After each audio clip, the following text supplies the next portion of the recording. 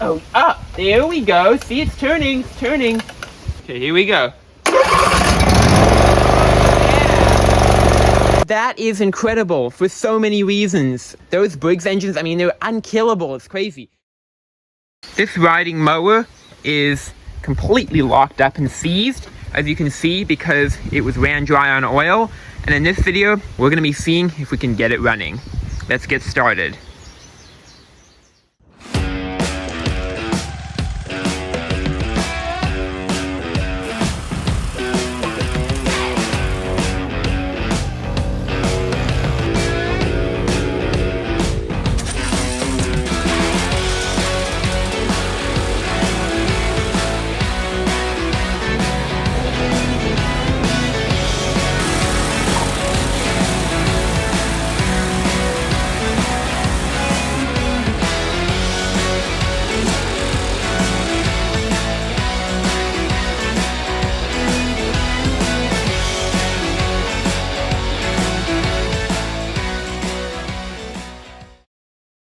Hey, what's up guys? This is Boldbound Works, and right here I have this Craftsman T3000 riding mower.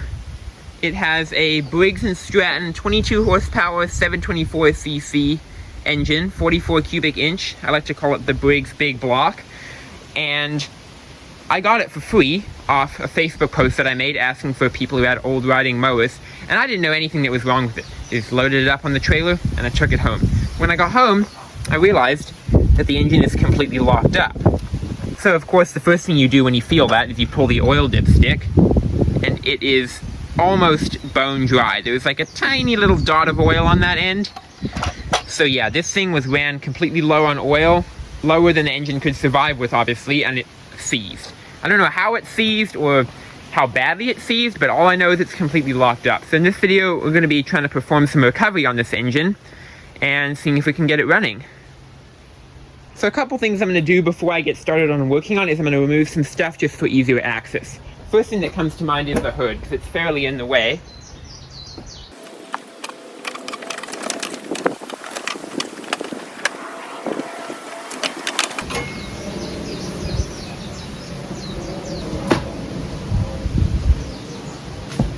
So the hood on riding mowers is one of the simplest things to remove.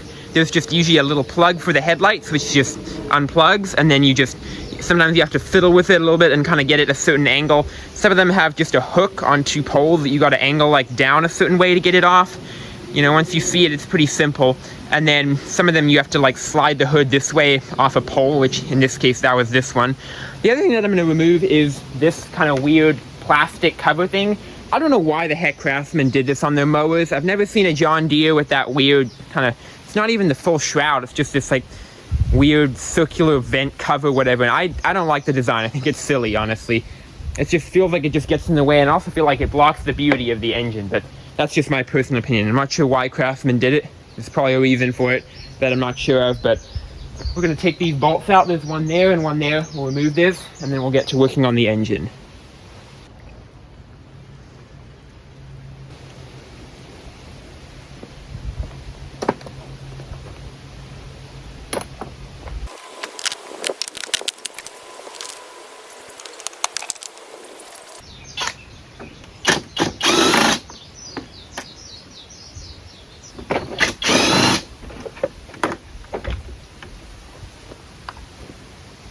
Alright, there it comes.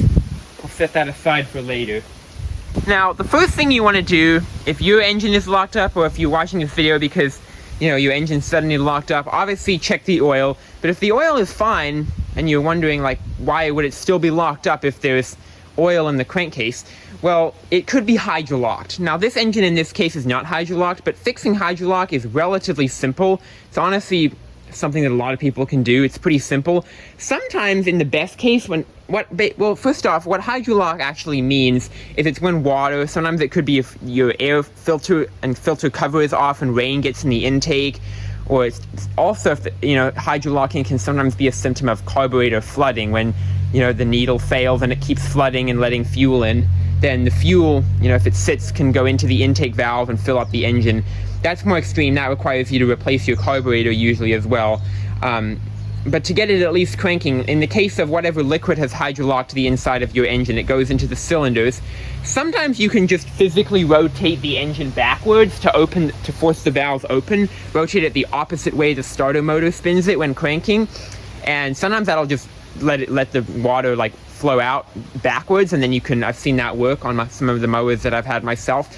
In the worst case, which is not even that bad, what you have to do is you have to pull both spark plugs on a V-twin, or if it's a single cylinder mower, just one spark plug, and then so you disconnect the leads on each side, and then you take a socket, usually it's either 5/8 or I think 13/16 is the other one of those two, and you put a spark plug socket in, take both spark plugs out, or however many your mower or vehicle has, and then crank over the engine with the spark plugs out, and be prepared because sometimes a lot of gas can shoot out, or water or whatever was inside the cylinder will all fly out. So make sure there's nothing you don't want getting wet, within 6 feet of where it's going to shoot out, sometimes even further. Do it in the yard is what I'm saying. But this is not the case with this engine. But still, we're still going to pull the spark plugs for a different reason.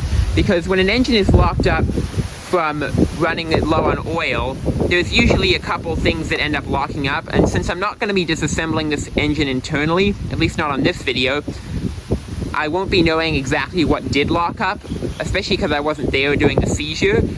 But sometimes the piston rings from the friction and the heat, because the oil is basically a thin layer that prevents that friction. Sometimes the piston can physically lock in the cylinder. So we're going to be taking the spark plugs out so we can put oil in the cylinders, like penetrating oil, or in this case I'll just be starting with some motor oil. And if that doesn't work, we'll put something more aggressive in. I think that's going to work though. And then the other thing that can lock up is the connecting rod bearing on the crankshaft. So basically the connecting rod has a big end, and then in these mowers, the crankshaft journal goes like that, and it spins on here, and that can sometimes lock up as well and just seize to, metal on metal. The friction just welds it, and that's what we're going to be trying to undo. So let's get those spark plugs pulled, and we're actually also going to add oil to the crankcase. We're going to fill it up. That's going to help, if we do get it to rotate over, we'll crank it and get the oil circulating, because this is a pressure lube engine. You can't see it, but there's an oil filter behind there. So yeah, we'll start by pulling the plugs and putting some oil in there, and putting some oil in the crankcase.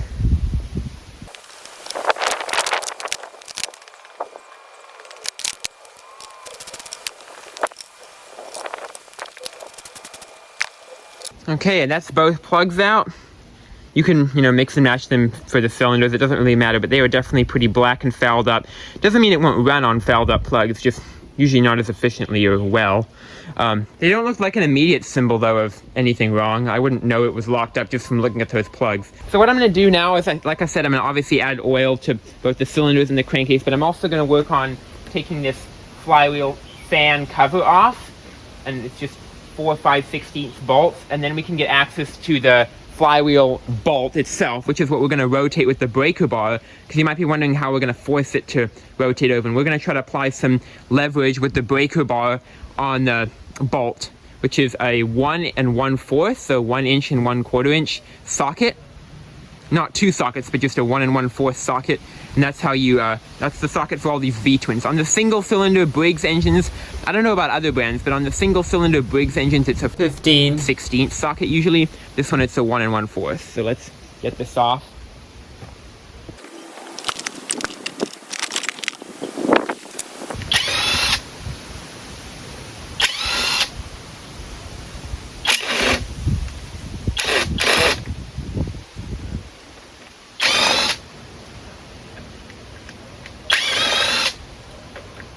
Okay, and that lifts off just like that. Now we can get an even better feel for the inside. And yeah, that is seized solid, even with the plugs out.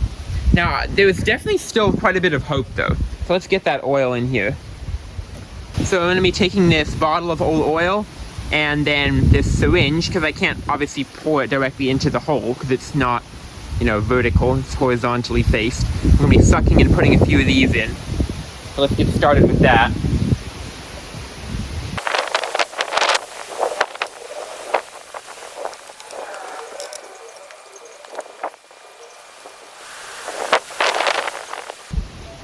Okay, And that is in both cylinders now. So I'm going to fill up this with a little bit of oil now. We want to get that in there, help lubricate it.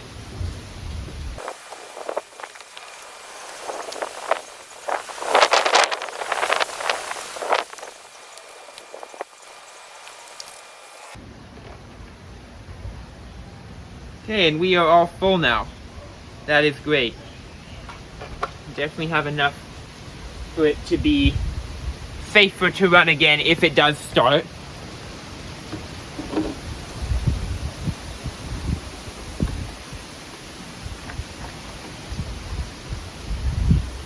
So now comes the fun part. There's no battery or anything hooked up in here. Don't even know how the gas is, but we're gonna see if we can free up that flywheel. This is the satisfying part. If it works, then the bummer part if it's permanently locked up. So we're about to find out. So this setup, like I described, is already very simple. We've got the 1 1/4 socket, like that. And it's got a 1/2 inch end. So I got a 1/2 inch wrench here. And then I got the breaker bar. Some people even call this a cheater pipe, I think, which is kind of funny. So we are going to rotate this the opposite direction. Typically you want to go the opposite direction of which way the engine normally turns, which is usually this way, which is clockwise. So we're going to rotate it this way, counterclockwise. Okay. Oh, up! There we go. See, it's turning, it's turning. We got oil in the cylinders. That's going to help it if that is where it sees. Just got to kind of help it through any of those hard parts. Yeah. Oh yeah. Turning. Yep. There we go. I thought this thing would unseize, but I don't know if it's going to run.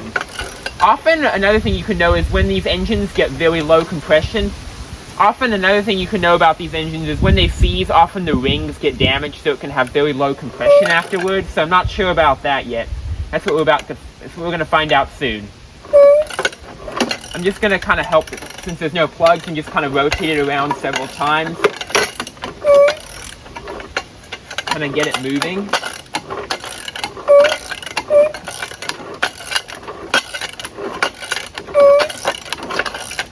It's getting easier.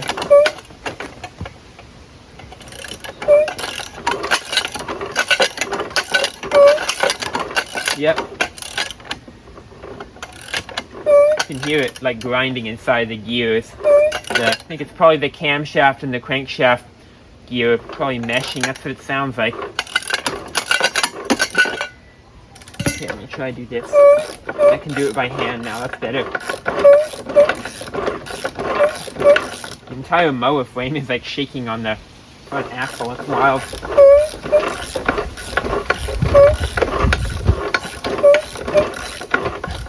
I'm going to go the other way now, just to make sure it's all smooth. It's even smoother going the correct way, so that's a really good sign.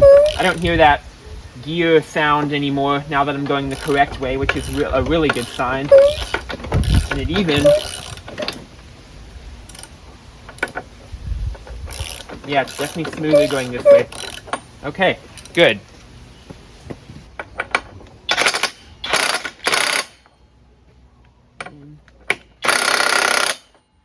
I was seeing if this could spin it, but it can't. That's okay.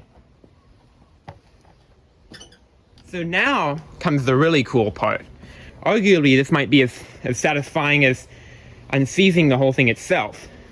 So we've got my jump pack right here. It's fully charged. And then we got its leads. And we're going to hook it up to where the battery would go. We're going to crank it over because it does have a key in it. And we're going to let the starter motor turn it over for... You know, it's not going to be that bad of a load on this jump pack because there's no compression because of the spark plugs. We're just going to spin it over for several seconds, make sure it spins freely without the plugs. Then we get to install the plugs and spray some starter fluid and see if it fires up. That's going to be really cool. Now, one thing I want to be aware of is sometimes when the engine locks up, if someone tries to hold the key, the battery does take strain, but if someone tries to hold the key against a locked up engine, it can wear the starter out pretty quickly because it's being held still, makes it heat up, and it can almost act like a dead short in a way sometimes to the battery because it's not able to spin, so it just sucks a huge amount, like 300 to 350 amps when it would normally draw like 150 to 200 when cranking. So that can be bad for the starter. So hopefully the starter is not damaged. I haven't even attempted to crank it with the locked up engine yet, because, you know, I know that's not so great for the starter. So let's hook this up and see what it does.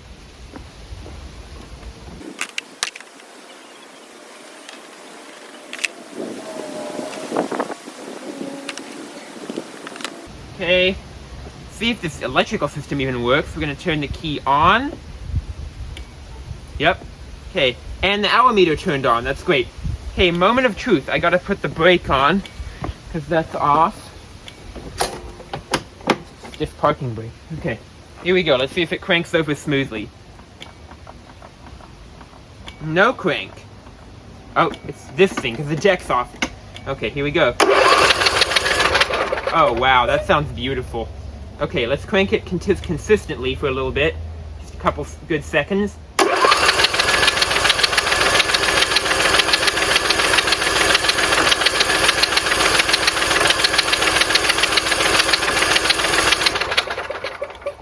Sounds pretty good. And it feels... Oh yeah, I mean, this is completely unseized now. I mean, I can turn it by hand. Okay. The jump pack is going to time out, but we're going to put the spark plugs back in. I'm not going to bother checking for spark unless it won't start, because that can sometimes happen, but I definitely don't think that's why the person got rid of the mower. And it's going to burn off a little bit of oil as well, because remember we put oil in the cylinders, which is going to smoke a bit if it does fire up.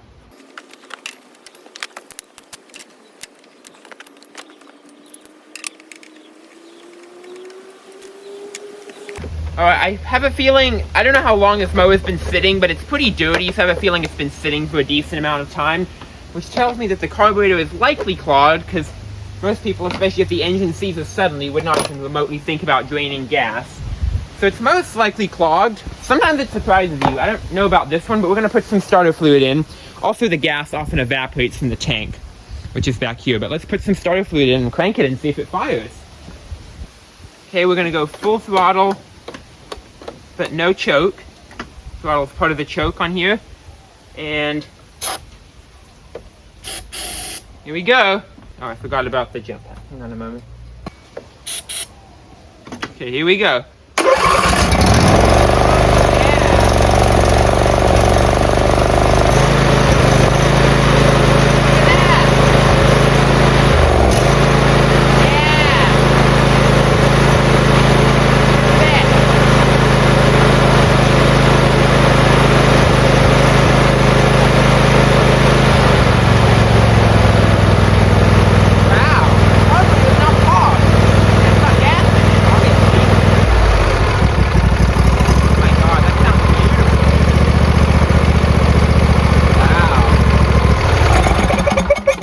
Well, unfortunately, I can't keep it running because every time I let go of that blade thing, because there's no deck, it doesn't stay down. But that is incredible for so many reasons. Like, yeah, so first off, yes, we unseized the engine and it ran, like, perfectly. It sounded like it was even running on both cylinders. So that is a huge win right there already. But second of all, it didn't, I mean, if you know how starter fluid works, usually you spray it and it pops off and then dies, and if you keep spraying it, it'll kind of run rough. But what do you know? It ran on, obviously, gas that was still in the tank, and the carburetor was not clogged. So that's like all luck for me. That's insane. That is amazing. It's such a miracle. And also, I have to say, that is the Briggs durability for you right there. Those Briggs engines, I mean, they're unkillable. It's crazy. I mean, this thing was ran low on oil, completely seized up, and we were able to unseize it. So, I mean, these Briggs engines, they continue to, like, amaze me. That's why I'm a huge fan of Briggs engines. Not that I don't like Kohler or Kawasaki, I don't dislike them at all, but I just have a sweet spot for Briggs. Now let's see if this thing will drive. Alright, I'm putting the air filter back on, because we know it runs.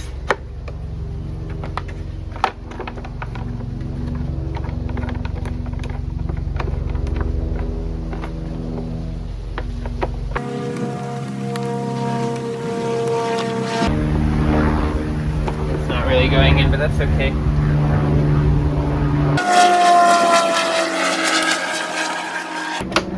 Okay, I got the neutral disengage pushed in. I'm gonna have to hold this down. The pedal feels a little stiff. A lot of the times on these CVT mowers, This is what this is called. It's not really a true hydrostatic. It's got like a CVT that like kind of changes the belt pulley length with the pedal. It's like a half CVT, half torque converter, half automatic, hydrostatic. It's like a combination of a bunch of stuff. But it's not really a true hydrostatic, I don't think. I think it probably still has oil or grease or fluid inside the transmission, but the way it works is when you press the pedal, it brings the belt closer or farther away from each other to adjust the speed. Depending on where you press the pedal, it's just directly mechanically linked. And I feel the forward is not working, but the reverse is. So I don't know, it's probably just a linkage issue, like it's hitting something, but we'll see if it goes in reverse. It's got all these flat tires, so we're not going to drive it too far.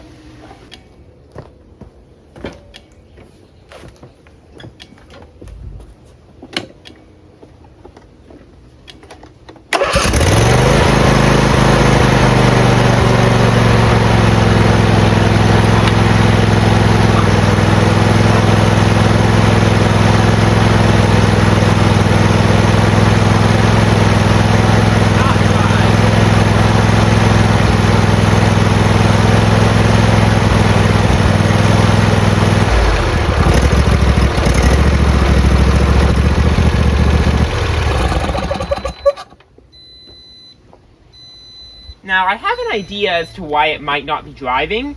Sometimes what can happen on these mowers, and this is a little trick. Now, obviously, you want to check this always. I made this mistake actually a while ago, like last year on a mower that I was trying to sell, and I actually took the whole transmission off and disassembled it thinking there was something wrong. If there is no key, actual key in the axle, then that can cause the axle to be spinning in the wheel. But the way these transmissions work on both manual and hydrostatic mowers, I gotta turn my jump pack off so it's not wasting power. But the way they work is there's a differential inside, and the wheel with the least resistance spins, and the other one stays still. So it's actually only one-wheel drive, even though both wheels are potentially able to spin. Only one is spinning at one time, if you know what I'm saying. So both wheels can have the drive going to them, but only one is at one time. So if there's no key in the wheel, then what'll happen is that axle will just spin inside the wheel, and it will make you think that the transmission's done. And that is a very bad and costly, or actually mostly just labor worthy. It doesn't really cost you much money, but you pull the whole transmission. Sometimes, like in my case, I was curious, I took the whole thing apart, and then I actually reassembled it and found out what it was. But by that point, because I didn't put goop around the seal of the two halves of, not the crankcase, but the transaxle, this fluid, it was a hydrostatic, the actual hydrostatic oil or fluid, basically just all leaked out because that seal was gone. And that was a real bummer because I didn't even need to disassemble the transmission. So the only reason I even thought about that, which I honestly, frankly, might not have even thought about that, even though I really should have, is that when I brought this mower over to my workshop here, because I had to tow it from the front yard where I got it from the trailer, there was no, little C-clip on the one back tire. And I didn't think much of it. Because the back tire kept dropping off, because when I would tow it, it would fall off, because it would just, kind of wind itself off the shaft.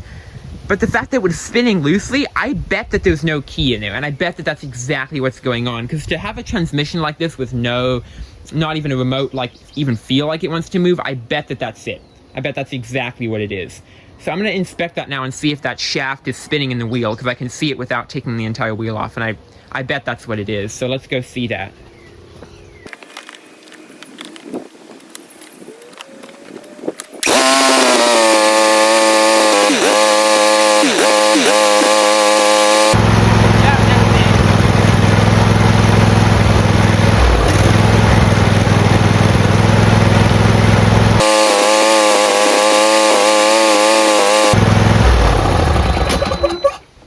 I knew it. That's exactly what it is. That wheel is spinning in the shaft with no key. Thankfully, I have a bunch of spare keys lying around, so we just gotta jack this up, put a key in, and it should drive.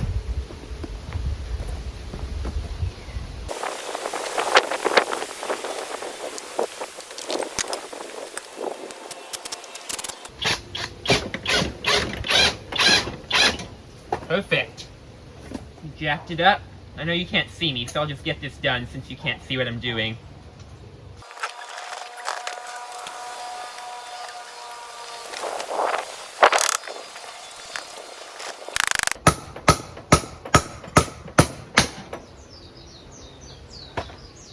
Alright, we got the key in. Just putting the clip in.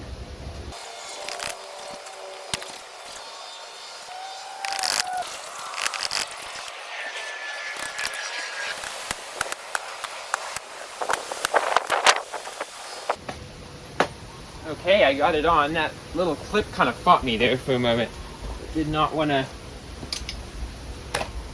go on very easily, but let's drive it now. Now it should drive beautifully, hopefully.